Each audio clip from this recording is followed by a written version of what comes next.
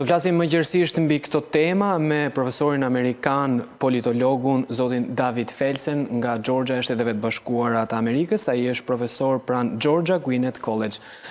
Mr. Felsen, hello. Zoti Felsen, përshëndetje. Përshëndetje. Nice to be here. Thank you. Është kënaqësi të jem me ju, thot zoti Felsen. Do të kemi një përkthim simultan të drejt për këtë intervistë. Zoti Felsen, siç e ndoqëm edhe nga materiali i përgatitur më herët për zotin Navalny dhe vdekjen e tij, pyetja është, nëse ai ndodhej në burg dhe i dënuar me thuajse 30 vjet, çfarë interesi ka zoti Putin për ta vrarë kundërshtarin e tij politik? Mr. Felsen, as we saw from the material that it was before of Mr. Navalny, he was imprisoned for nearly 30 years and he, as to say, he wasn't going for the elections in Russia. What is the interest of Vladimir Putin on killing him, as the leaders of the Western world have put the finger on Vladimir Putin? Well, I think the death of Navalny is horrible. And it's horrible for the Vdekja e opposition. tij është e keqe, është e tmerrshme, gjithashtu edhe për opozitën. Also sending a signal Çon gjithashtu një mesazh weakness, të perhaps, dobësisë and insecurity dhe in të the Putin regime. And it probably, pandëshkueshmërisë në regjimin e Putinit dhe gjithashtu and it probably will galvanize further opposition do të galvanizoj opozitën that Navalny created. për sa i përket ngjarjes që ai krijoi. So that remains to be seen, but I think the West hopes that it will result in further opposition and the flourishing or the growth of further moves towards democratizing Russia. Mbetet për të parë se çfarë do të ndodhë, por perëndimi pret që të shohë më shumë lëvizje opozitare sa i përket demokratizimit të Rusisë. Mr. Felsen, to go to another point, the visit of Mr. Blinken, the Secretary of the State here in Albania. Do të flasim sa i përket vizitës së sekretarit Blinken në Shqipëri. What is your opinion on that visit? And a specific question, what did he mean when he said Prime Minister Rama is a very good Prime Minister? Is this beyond diplomatic issues? Për të ndalur edhe tek vizita e zotit Blinken në Shqipëri, cila është rëndësia e asaj vizite në vendin tonë, dhe për të shkuar tek një pyetje specifike sa i përket deklaratës së tij se kryeministri Edi Rama është një kryeministër i mirë, a del kjo përtej kontureve diplomatike? Well, I mean, let's look at the scenario. Le të shohim skenarin. The Secretary of State of the United States visited Albania on his way to the important conference in Munich. Ai vizitoi Shqipërinë përpara se të shkonte tek një konferencë e rëndësishme në Mynih, which demonstrates itself the closeness of the relationship between the United States and Albania. Që tregon marrëdhënien e afërt midis Shteteve të Bashkuara të Amerikës dhe Shqipërisë. And the United States is very appreciative of the long history of collaboration and Albanian support for the United States interests around the world, particularly in NATO and elsewhere.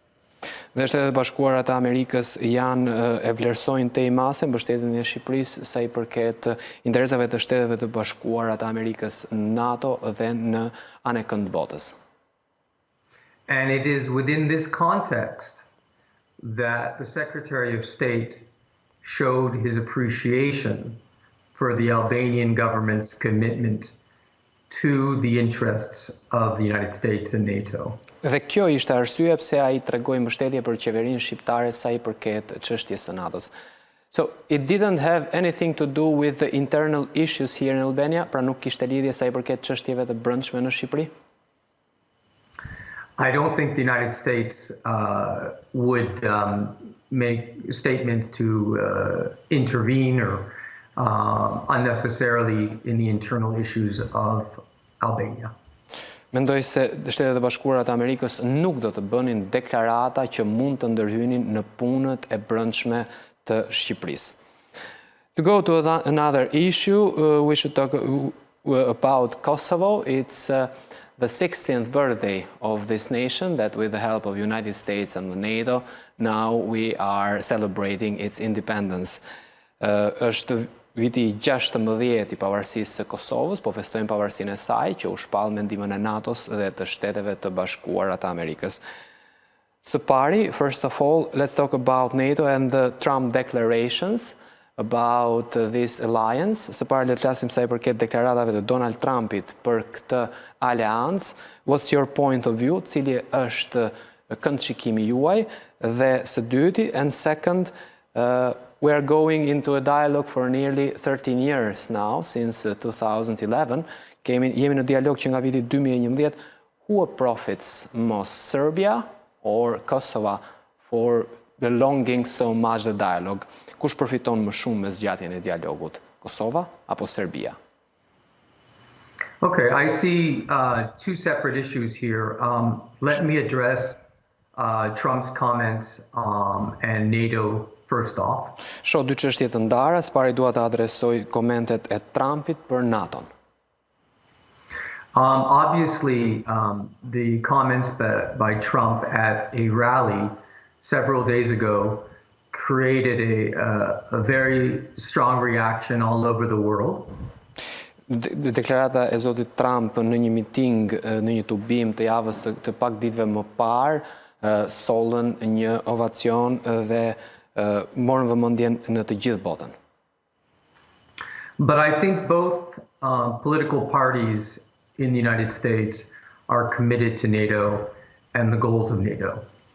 Unë mendoj se të dyja palët, republikanët dhe demokratët, të dyja palët politike janë të angazhuara për NATO-n dhe qëllimet që ka NATO. And I think that at the end of the day, NATO is strong. Both the United States and all the allies in Europe are committed to the success and the goals of NATO. Mendoj se NATO është e fuqishme dhe mendoj se Shtetet e Bashkuara të Amerikës dhe aleatët janë bashkë për qëllimet e saj. Okay. Turning to the other issue of Kosovo, I think the question you asked... Let's stay for a moment even to this point. Is this for internal political issues, the Trump declarations? Është çështje e brendshme politike, deklaratat e zotit Trump për NATO-n? Due to the fact that there is electoral challenges over there, për faktin se ka zgjedhje në Shtetet e Bashkuara të Amerikës. I think Trump indirectly raises a point that NATO needs to Mendoj se Trumpi po ngre një çështje sa I përket NATO-s, ku ajo there has to be greater financial commitment by all the NATO members towards building up the resources of NATO. Ku ai thotë se duhet të ketë angazhim financiar më të madh sa I përket resurseve të NATO-s. And I think both political parties in the United States agree that countries should contribute more to NATO. Dhe të dyja palët janë dakord që duhet të ketë kontribute më të mëdha në NATO. But Trump at his rally said it in a very loud way, perhaps too loud and too undiplomatic. Por Trumpi e tha në një mënyrë shumë të zhurmshme dhe ndoshta jo diplomatike në tubimin e tij. So to go to Kosovo, pra për shkuar te Kosova tani? Okay. Your question was whether Serbia or Kosovo benefited more. I think it's clear Mendoj se është e qartë se Shtetet e Bashkuara të Amerikës that the United States is supportive of Kosovo. Mbështesin Kosovën. And wants Kosovo to succeed as a country. Dhe duan që Kosova të ketë sukses si vend. But also wants that Kosovo and Serbia come to agreements to get rid of their differences, to solve their differences. Por duan gjithashtu edhe një marrëveshje mes Kosovës dhe Serbisë për zgjidhur mosmarrëveshjet e tyre. And it remains always a question of how to balance the interests of the two sides. Dhe gjithmonë është në pyetje se si të balancohen interesat e të dyja palëve. And it's not easy Nuk because është e thjeshtë sepse both sides have very strong interests that need to be addressed. Sepse të dyja palët kanë interesa të forta të cilat duhet që të adresohen. Right. Mr. But there's Felsen, no yeah. Yes, sorry. But there's no question that the United States supports 100% Kosovo's independence and their growth. Por nuk ka as edhe një lloj dyshimi që Shtetet e Bashkuara të Amerikës mbështesin Kosovën dhe rritjen e saj. Mr. Felsen, it was a pleasure having you on this interview. Zoti Felsen, ishte kënaqësi që kisha në këtë intervistë. It was a pleasure being here and have a good evening. Faleminderit ju, patni një mbrëmje të bukur.